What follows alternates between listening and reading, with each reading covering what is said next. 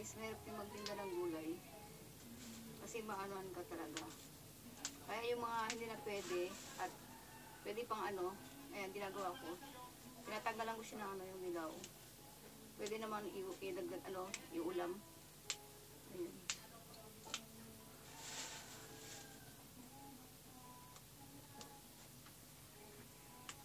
Sa paninda namin to guys.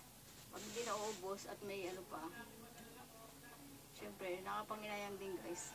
Pwede pa naman, ngayon ang ginagawa ko. Ayan.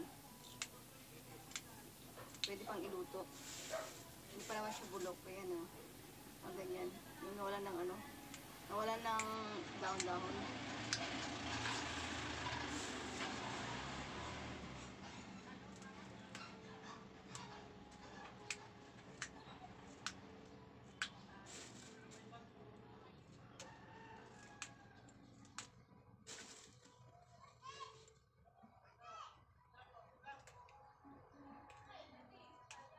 Pag 3 days na yung paninda mo guys, may ano na, may parang maano na siya. Ayan. May dilaw-dilaw na. Ayan. Kaya ang ginagawa ko ganito. At least hindi sayang, mauulam pa namin. Ayan.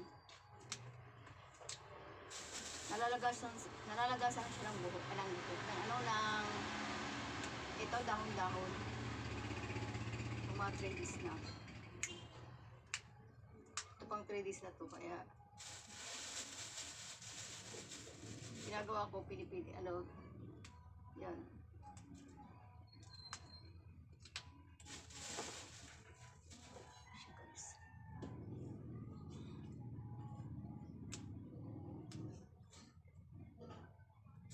Pwede siyang i-adobo.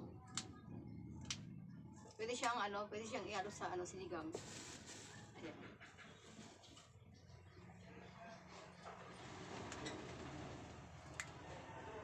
Ginagawa ko dito guys, minsan ina-adobo ko, minsan ina-alo ko sa sinigang.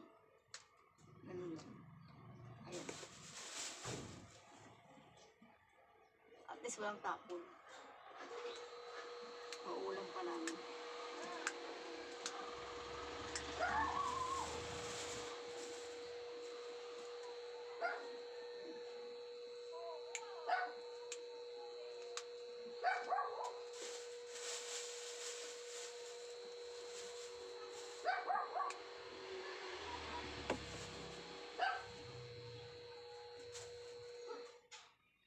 Ito, tinatanggalan mo siya ng ano.